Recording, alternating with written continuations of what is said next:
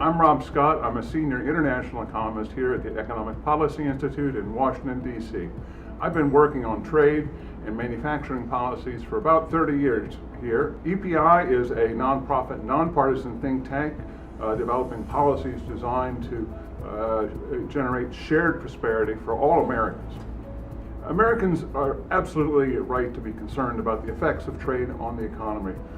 For more than 25 years, we've been following a mistaken set of policies that are designed to encourage outsourcing and drive down wages of most working Americans.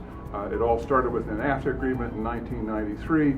It really took off when China joined the World Trade Organization in 2001. Since that time, we've lost more than 5 million manufacturing jobs, more than 80,000 manufacturing plants have closed.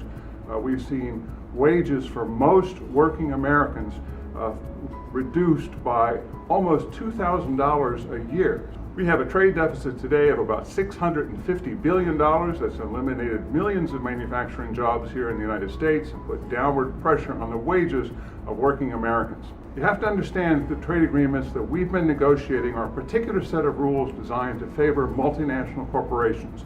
They designed to make it safe for firms to invest abroad, and they fail to address the key causes of growing trade deficits and downward pressures on workers' wages. And the most important of those is currency manipulation by countries like China and Japan and about 20 others, most of them in Asia.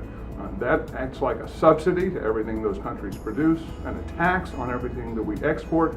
It tilts the playing field unfairly in their direction, and they are essentially exporting their unemployment problems to the United States.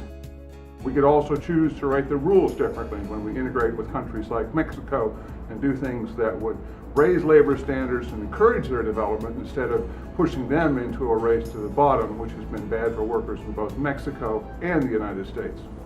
My impression is that Senator Sanders has been out front in criticizing trade agreements like NAFTA and the TPP and the U.S. agreement to bring China into the World Trade Organization.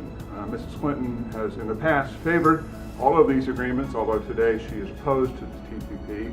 Philosophically, I think it's quite clear that Bernie is opposed to all of the trade deals that have been negotiated in the past by President Clinton, President Bush, and President Obama.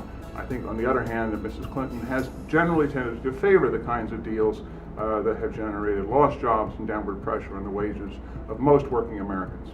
We have produced a lot of studies at EPI on the effects of trade and trade agreements. All this information is available at www.epi.org.